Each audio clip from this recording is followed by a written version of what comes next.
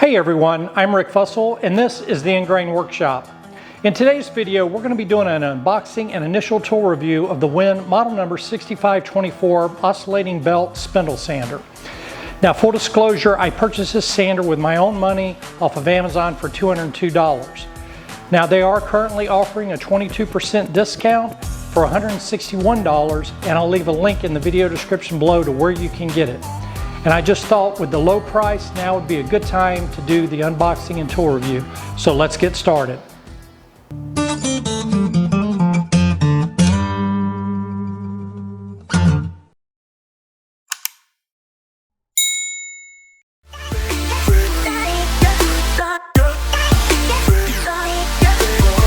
So this is the WEN 6524 Oscillating Belt Spindle Sander.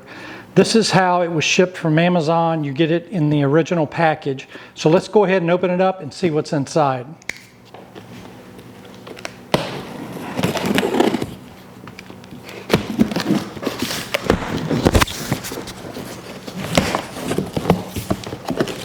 So the first thing, it comes with a parts list and some installation / operating instructions.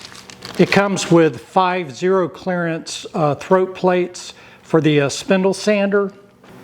It comes with 5 different drum sander sleeves. I believe these are 80 grit sandpaper sleeves. It comes with a torque wrench for the spindle nut. It comes with some washers and knobs. It comes with 4 sanding drums. The sizes of the sanding drums are 1.5 inch, 1 inch, 3/4, and 1/2 inch. Now don't panic. I know that I said that there were 5 sanding sleeves and 5 zero clearance throat plates. There's only 4 sanding drums. There is no sanding drum for the 1/2 inch spindle. That particular sandpaper goes directly on the spindle, so there's no rubber spindle drum for the 1/2 inch spindle. And then it looks like the last accessory is the actual belt sander attachment that goes onto the base unit. And then you have the base unit. So that's pretty much everything that came in the box. So you've got your spindle accessories, your belt accessories, and then you've got the actual base unit. So next, let's go over the specifications of the base unit. So let's start with the motor specs. The motor is a 120 volt motor that runs at 60 hertz. It's a traditional type motor that you just plug into an ordinary outlet. The motor runs at 11,500 RPM. As far as the belt sanding operation goes, the belt for the belt sander is 4 inches by 24 inches, and it operates at 1,575 feet per minute. So as far as the spindle specs go, you get 5 spindles. You've got 2 inch, 1.5 inch, 1 inch, 3/4 inch, and then like I had mentioned earlier, the 1/2 inch you really don't get a sanding drum for. It just fits directly on the spindle.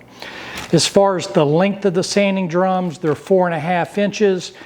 They operate at 2,000 RPM, and the oscillation is 58 oscillations per minute that it goes up and down. And then the stroke length, the stroke distance that the spindle goes up and down is 5/8 of an inch. And that pretty much completes the specifications on the unit. So now with everything unboxed, I'm going to bring you in for a closer look at all the accessories that come with the unit. So I'll start out with the sanding belt attachment. It's pretty self-explanatory. This whole attachment just goes inside on top of the unit. It does come with a spindle knob and a washer. Now, please keep in mind that this spindle knob and washer is only for use with the belt sanding attachment. It is not to be used with the spindle operations. We'll go over that next. But this is the only thing, this is all the attachments for the belt sander. Now, as far as the spindle sander, what you've got is your 5 different sizes of sanding sleeves. You have 4 different sizes of sanding drums. Like I mentioned earlier, the 1/2 inch goes directly on the spindle. And then you've got your 5 zero clearance throat plates for the different size spindles. And then you've got a torque wrench, a nut, and then you've got 3 different size washers. So the 1 3/4 washer is used for the to sit on top of the 2-inch spindle. And then you've got a 7/8 washer that you use with the 1.5 and the 1-inch spindle. And then you've got a 5/8 washer that you use for the 3/4 and the 1/2 inch. And then you've got your spindle nut. So do not confuse the spindle nut with the spindle knob for the belt sander. You're not supposed to use the spindle knob for the belt sander with the spindle operation. This nut is open and has to be threaded all the way down the spindle. I'll show you that coming up next in the video. But this knob will only thread down a certain length, and it will not thread down enough to secure the spindle drums to the spindle, which is why you have to use the nut for spindle operations and the instructions. And that's pretty much it. That pretty much summarizes all the attachments. So next, let's go into the belt sanding operation of the unit. So this is the top of the unit, and you can see the cavity here where the belt sanding attachment is going to go. The unit does come with a removable sanding stop. That's this metal piece here, and it just has a wing nut that you can loosen and take off. Now I'll probably never use this, so I'll probably just go ahead and remove it and leave it off. But for our review purposes, I'm going to go ahead and just leave it on. This is primarily used for, it's a sanding stop while you're belt sanding. You would have to take this off if you're going to use the spindle sander portion of it. At first glance, my initial review is that if this thing fails, it's going to be on this this gasket here. It's not a gasket, but it's a it sits on top of the spindle base. There's a somewhat oval shape on the bottom side of this part, and that fits over the oval base of the spindle. And then you've got 4 female connections, and these 4 female connections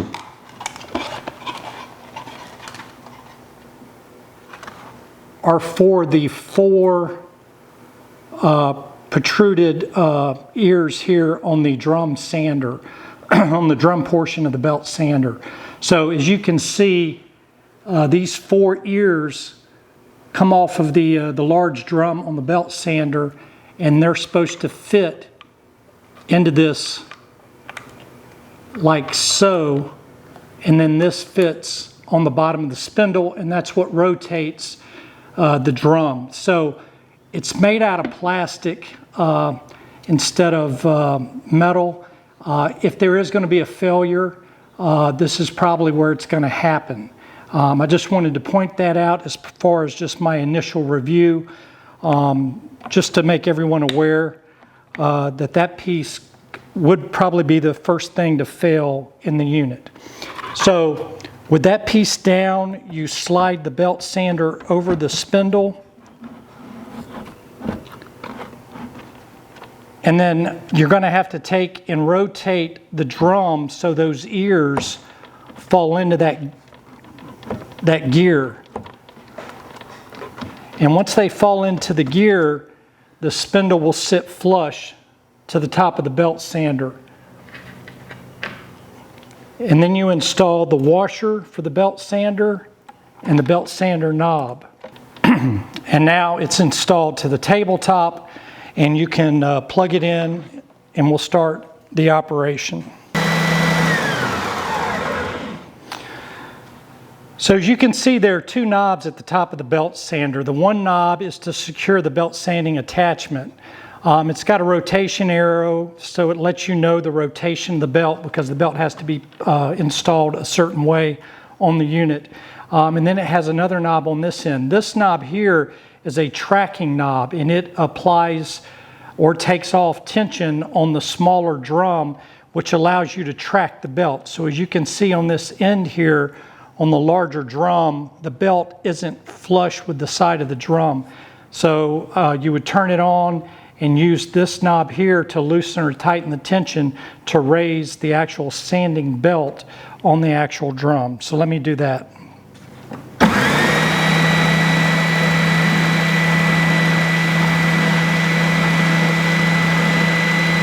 So there you have it. Now the belt is flush with the larger drum, and it's tracking the way it's supposed to track. So that's how you control the tracking with this knob on this side of the belt attachment. And then there's a lever here, and this lever simply releases the tension on the two drums. So now you can slide the belt on and off. And like I had mentioned earlier, there are direction arrows inside the belt, which tell you which way the rotation of the belt needs to be, and you match that with the rotation arrow on top of the belt attachment. And then once you get the belt back on, then you just tighten the lever, and it now is back on the belt attachment. And that's pretty much it. Like I said, you do have this sanding stop that you can use while you sand.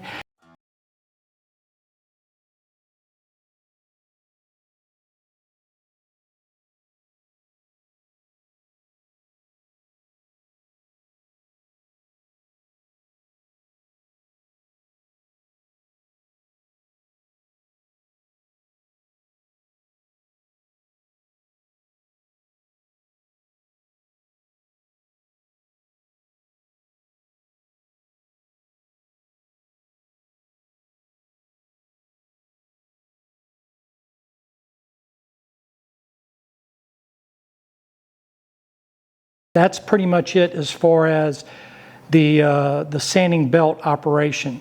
So the next thing we're going to do is go over the spindle operation. So with the belt sanding attachment off and the sanding stop off, we can now install our spindle drum.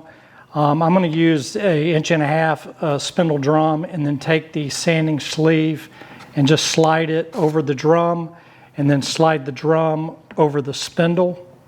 And you can see under spindle operation versus the belt operation, the spindle protrudes a pretty good distance from the top of the spindle, which is why you have to use the actual nut and not the spindle knob. So since we're using 1.5 inch, we're going to use the 7/8 washer and then the spindle nut instead of the knob. And then you can see how that threads further down to secure the spindle drum to the spindle. And then we're going to use our torque wrench to torque it down. And now we're good to go. So like I mentioned earlier, the spindle operation, the spindle turns at 2,000 RPM with 58 oscillations per minute up and down, and then the stroke distance is 5/8 of an inch. But before we get started, we have to insert our spindle insert in the top of the table, and then the corresponding zero clearance throat plate. And again, this is just like a hard plastic for the table insert and the zero clearance throat plate. And now you're set up and you're ready to do some sanding with the spindle.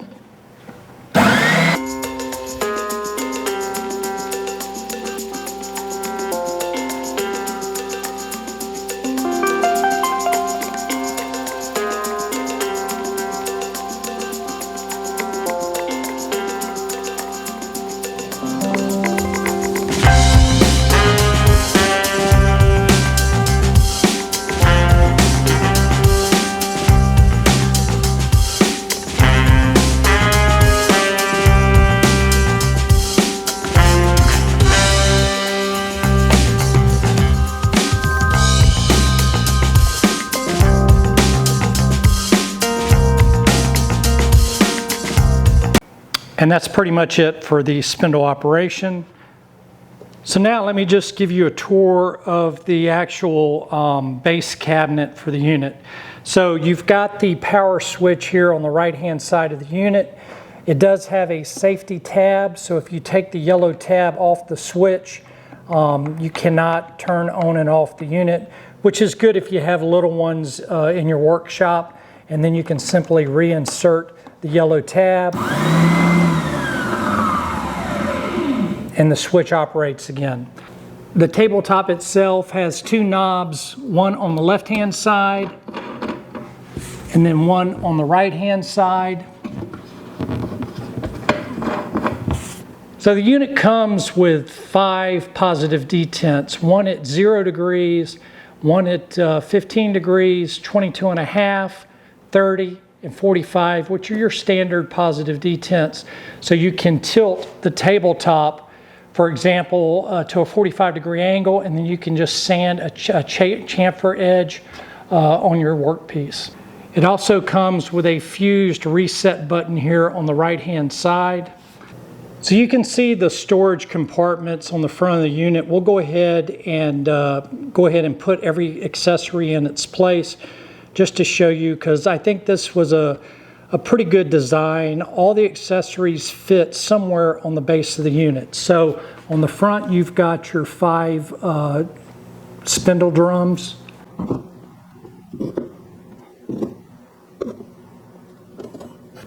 You have 3 slots for your spindle washers, your 1.5 inch, your 7/8, and then your 5/8 washers. And that pretty much completes the front storage. So here on the right-hand side of the unit, you have 2 slots for your 0 clearance throat plates. Then you have a slot here for your sanding stop. And then you have a slot here for your spindle nut to sit in. Here in the back of the unit, you have a spot for your belt sander washer and the spindle nut for the belt sander. And then the belt sander attachment goes in here. So depending on what operation you're using, either the spindle table insert goes here while the belt attachment is in the top of the unit, or vice versa, the belt attachment goes here while the spindle insert is on the top of the unit. And then finally, here on the left-hand side of the unit, you have 3 more slots for your 0 clearance spindle inserts.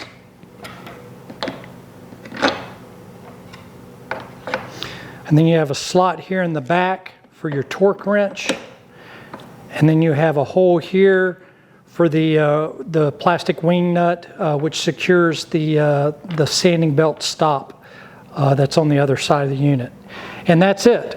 That pretty much completes the storage of all the accessories on the unit. The unit does also come with 4 1.25 inch mounting holes on each corner of the unit. And then it also has rubber feet on the bottom of it, so you can secure it to your work surface.